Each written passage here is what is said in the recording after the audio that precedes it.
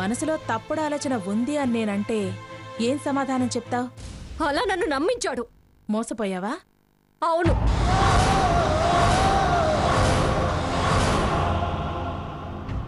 ఏ విషయంలో? నా పెళ్లి ఆగిపోయేలా చేశాడుగా. అంతదాకా నువ్వెందుకు రానిచ్చావమ్మా? చాలాసార్లు ఇతన్ని హెచ్చరించాను. నన్ను కలవద్దు, మాట్లాడొద్దు అని తిట్టి పంపించాను. ఆయన అలాగే ఏదో వంకతో నా వెనకాల పడ్డాడు. నా జీవితాన్ని నాశనం చేశాడు.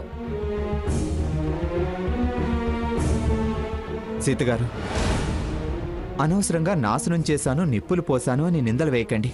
నేను నా అభిప్రాయం చెప్పాను, కానీ ప్రేమించమని మిమ్మల్ని బతిమలాడానా? బలవంతం చేశానా? బెదిరించానా? చేస్తాననో, చంపుతాననో, దాడి చేస్తాననో, గొంతు కోస్తాననో అన్నానా? ఏం చేశానని మోసగాడంటున్నారు? మీకు మంచే కానీ చెడు చేయలేదు. నేనేం వంకలు వెతుక్కొని మీ ఇంటికి రాలేదు. కేవలం ఇబ్బందులు వచ్చినప్పుడు సాటి మనిషిగా స్పందించి వచ్చాను.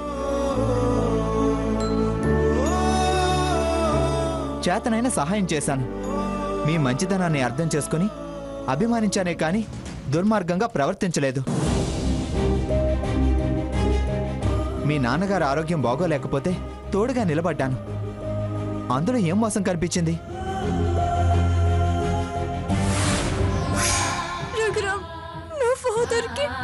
అర్జెంటుగా 50,000 అడ్వాన్స్ కట్టమన్నారు. నా దగ్గర 10,000 ఉన్నాయండి. మీరు నేను కలిసిన ఫోటోలు బయటపడితే మీకే నష్టమని మీకు చేరేలా మా అమ్మతో పంపించాను. చివరిసారిగా నా నిజాయితీ నిరూపించుకోవడానికైనా ఇవి తనకి చేర్చాలి, తనే చించేయాలి. వీటితో పాటు నన్ను నా పొరపాట్లని క్షమించాలి. ఈ కవర్ సీతకివ్వమ్మా, చాలా ఇంపార్టెంట్. ఇదిగో, జాగ్రత్త అని చెప్పు.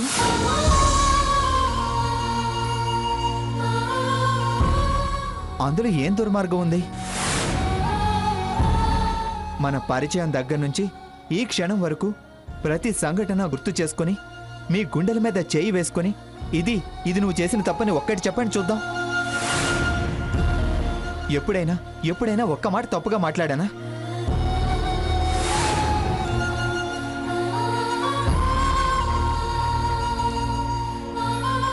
Double meaning మాట్లాడానా?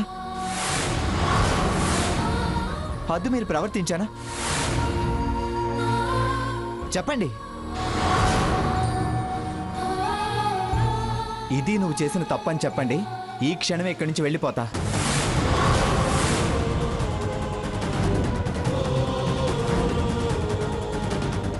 ఏంటి పెద్ద మహానుభావుల్లాగా నన్ను ఉద్ధరించడానికి వచ్చినట్టు మాట్లాడుతున్నావు? అసలు సాకేత్ అనుమానించడానికి కారణం నీ ప్రవర్తన.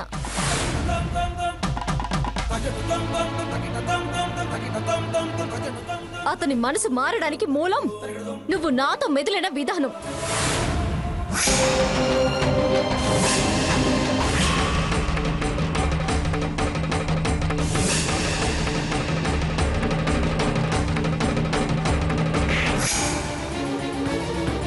అయినా ఇప్పుడు నీతో ఈ బాధలన్నీ అనవసరం.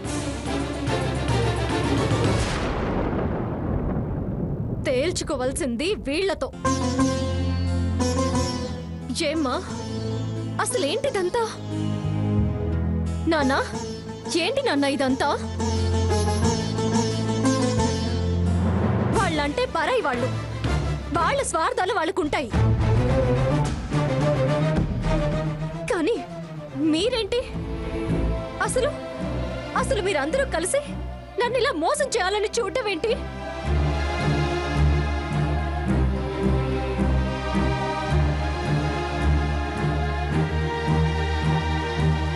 నేను మీకు అంత భారం అనిపించానా నాన్న? ఆడపిల్ల గుండెల మీద కుంపటని మీరు భావించారా?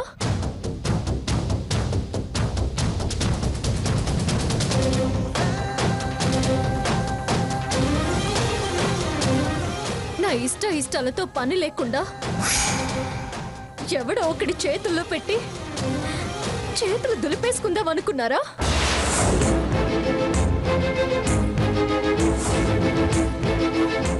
ఏమ్మా, క్షణాల మీద నిశ్చితార్థం జరిగిపోవాలని నిర్ణయం తీసుకుంది ఇందుకేనా?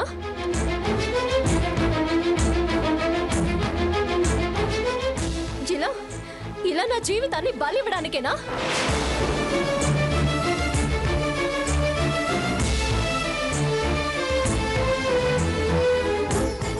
కన్న వాళ్ళు కడుపులో దాచుకుంటారు అంటారు, కానీ మీరేంటమ్మా నా బ్రతుకుని ఇలా ఈ కత్తి కప్ప చెప్పాలని చూస్తున్నారు.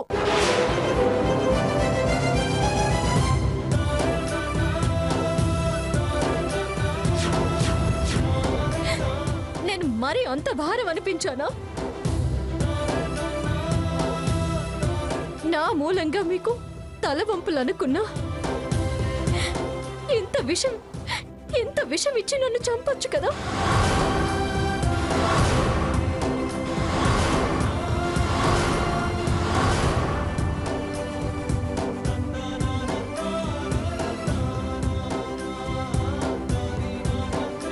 లేదంటే ఇంతకు మించి మరొక మార్గం కనిపించటం లేదు అనుకుంటే నా చేతికి విషం ఇచ్చినా హాయిగా మా వాళ్ళకి మేలు చేస్తున్నాననే ఆనందంలో కళ్ళు మూసేదాన్ని కదమ్మా. కానీ ఇలాంటి ఒక దుర్మార్గుడి చేతిలో నన్ను పెట్టేసి మీరు బాధ్యత తీర్చుకోవాలనుకోవడం ఏంటమ్మా?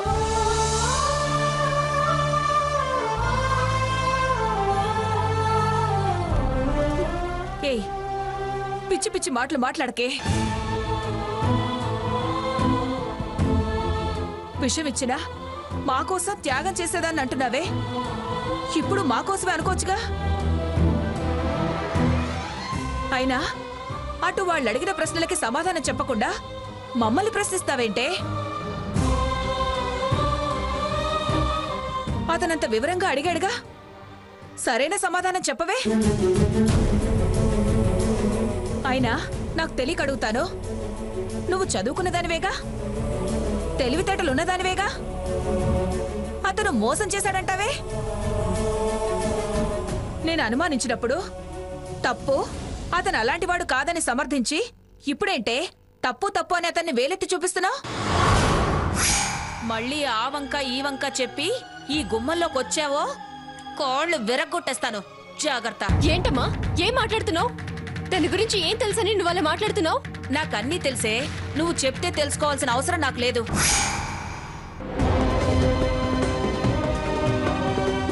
అతను ఐ లవ్ యూ అని చెప్పిన విషయం మాతో ఎందుకు చెప్పలేదే?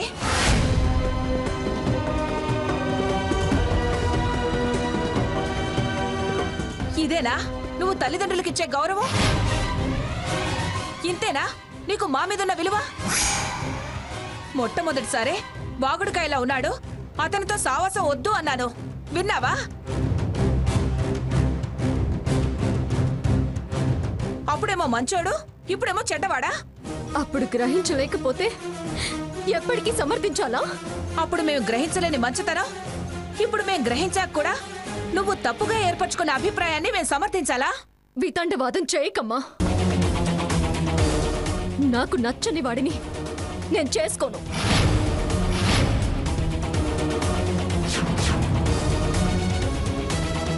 పెద్దలు నచ్చిన వాడికిచ్చే పెళ్లి చేస్తారు, విలువిచ్చే పిల్లలు పెద్దల మాట కాదనరు.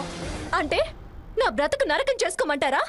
ఏయ్, ఆ మంగమ్మ గారు ఏమన్నారో విన్నావు కదా? ఆమె చేతిలో ఏ ఫోటోలున్నాయో తెలుసు కదా? ఆవిడవి వీధుల్లో ప్రదర్శిస్తానంది. అప్పుడు ఎవరే నేను చేసుకునేది? నీ గురించి అన్నీ తెలిసినవాడు నువ్వంటే అభిమానం ప్రేమ ఉన్నాండి పెళ్లి చేసుకుంటే తప్పేంటి? ఏం తక్కువైంది అతనికి? అన్ని సాకేతలాంటి సంబంధాలే వస్తాయా? నేనేమి ఆస్తి అంతస్తుల్ని కోరుకోవడం లేదు. అదే నిజమైతే అతనిలో కావాల్సినంత మంచితనం ఉంది. అది అతనిలో ఉందో లేదో నాకు తెలుసు. అతనిలో కేవలం నా మీద కోరిక మాత్రమే ఉంది.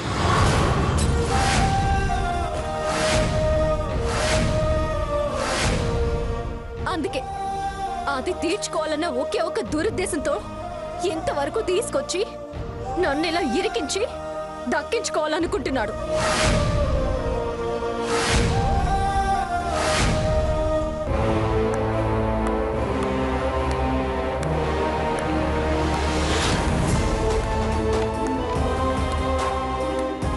చాలా గొప్పగా చెప్పావు సీత. ఏంటి కోరిక? అవును, కోరికే ఉందనుకో.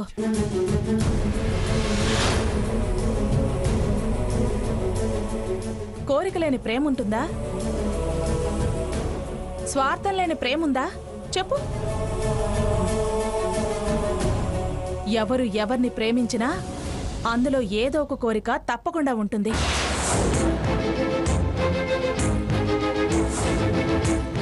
నేను నా కొడుకు భవిష్యత్తు బాగుండాలని కోరుకున్నా అందులో నా కొడుకు అనే స్వార్థం ఉంటుంది.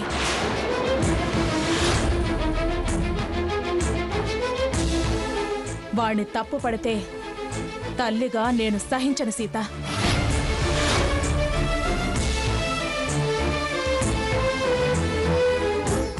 నువ్వు ఏ ఇంటికి కోడలుగా వెళ్లాలని కలలు కన్నావో ఆ కుర్రాడి కంటే 100 రెట్లు మంచివాడు నా కొడుకు. ఆ ఇంటికన్నా 1000 రెట్లు క్షేమం నా ఇల్లు. 1,00,000 రెట్లు మంచితనం మా మనసులో ఉంది.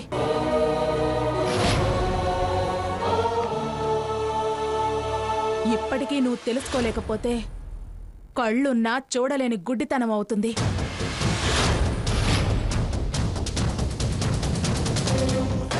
సీత, ఈ సంబంధం నువ్వు కాదనుకుంటే మాతో ఏ సంబంధం నువ్వు ఆశపడే వీలుండదు. అమ్మా,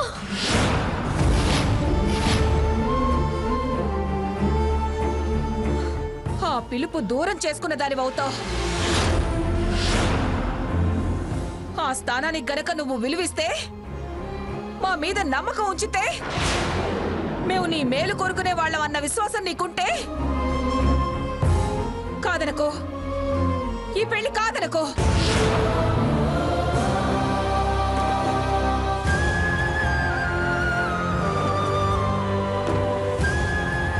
అసలు ఎందుకు ఇంత బలవంతం చేస్తున్నావు?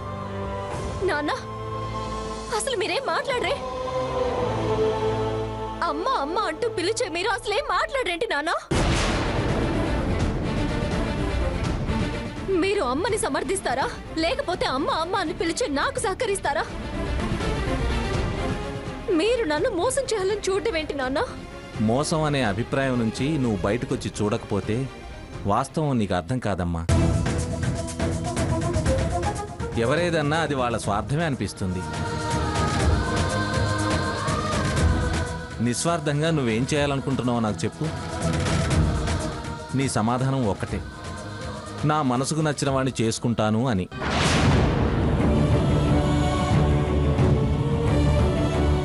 నీకు నచ్చడం అనే పదంలో మేము నీ స్వార్థాన్ని చూస్తే ఏమని వాదిస్తావు? నన్ను అర్థం చేసుకోవడం లేదు అంటావు. అదే నేను అనాలనుకుంటున్నాను. నాన్ననే. అది కనిపెంచింది నేను కనిపెట్టుకొని పెంచాను.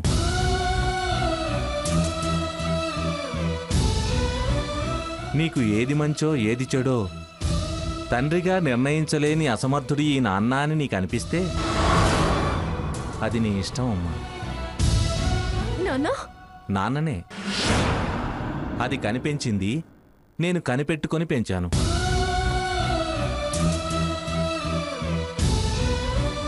నీకు ఏది మంచో ఏది చెడో తండ్రిగా నిర్ణయించలేని అసమర్థుడి ఈ నాన్న అని నీకు అనిపిస్తే అది నీ ఇష్టం అమ్మా.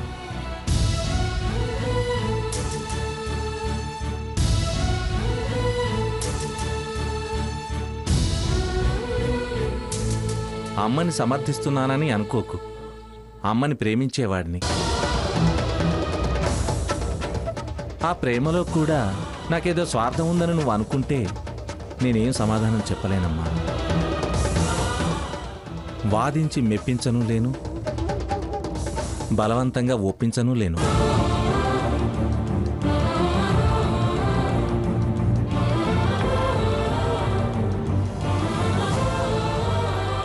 హక్కుతో రాణిస్తున్నావని అనుకోకమ్మా.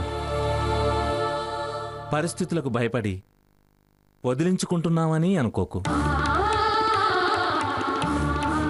కాస్త నిదానంగా ఇప్పుడు నీకు అతని మీదున్న అభిప్రాయాల్ని పక్కన పెట్టి ఆలోచించు. నచ్చిన వాళ్ళు తప్పు చేసినా ఒప్పు అనిపిస్తుంది, నచ్చనప్పుడే ఒప్పు కూడా తప్పనిపిస్తుంది.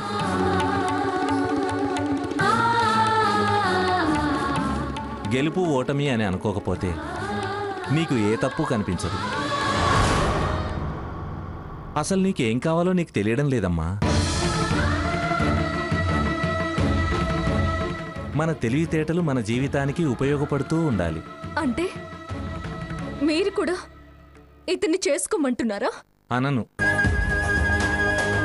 అలా అని వద్దు అనటం లేదు. పీటల మీద నుంచి నువ్వు లేచొస్తుంటే నిన్ను సమర్థించి వాళ్ళని ఎదిరించి వచ్చిన వాణ్ణి. నీతో దాని పెళ్లి జరిపించి దాని గొంతు కోయడం నాకు ఇష్టం లేదు. నువ్వన్నీ ఆలోచించే మాట్లాడుతున్నావా? దాని ఆలోచనల్ని నేను సంపూర్ణంగా సమర్థిస్తున్నాను.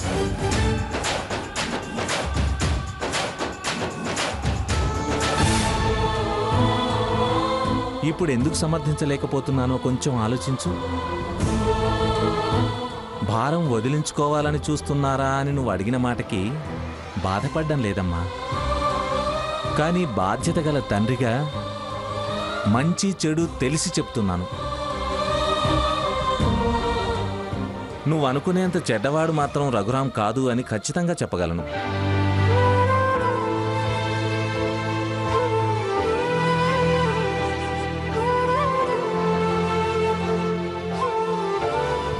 నువ్వు అనుకునేంత చెడ్డవాడు మాత్రం రఘురాం కాదు అని ఖచ్చితంగా చెప్పగలను.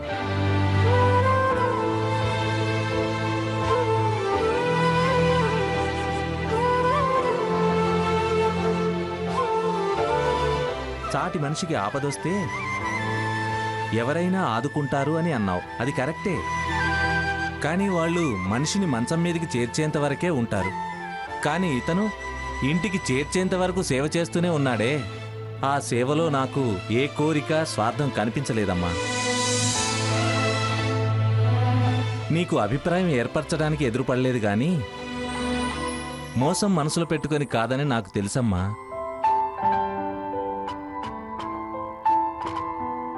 తన కోరికే ప్రధానం అని అనుకుంటే ఆ ఫోటోలు అతను నీకు చూపించి బెదిరించి లొంగ తీసుకునే ప్రయత్నం చేసేవాడు కదా.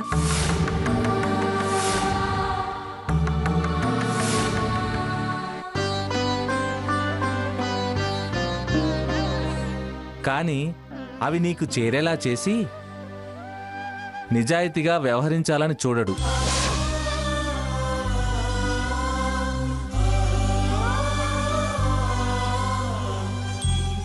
పెళ్లి తర్వాత కూడా వేధించేవాడు కదా.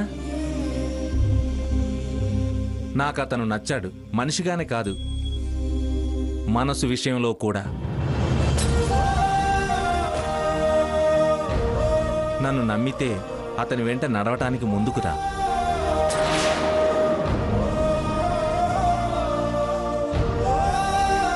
లేదు అంటే నీ ఇష్టం అమ్మా.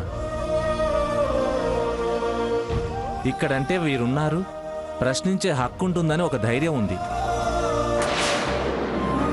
చూడమ్మా, ఇతను నాకు అల్లుడే కాదు, ఇంటికి పెద్ద కొడుకులా అనిపిస్తాడు.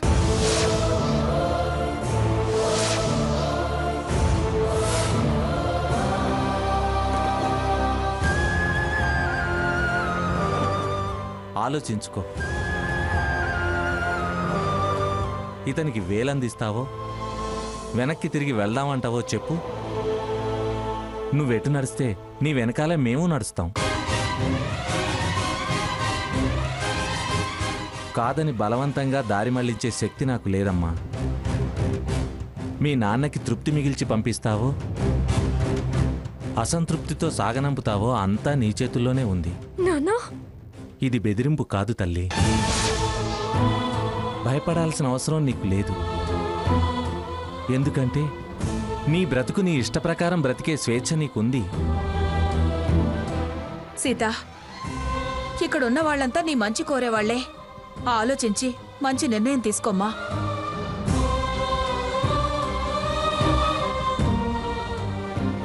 जय हनुमान ज्ञान गुण सागर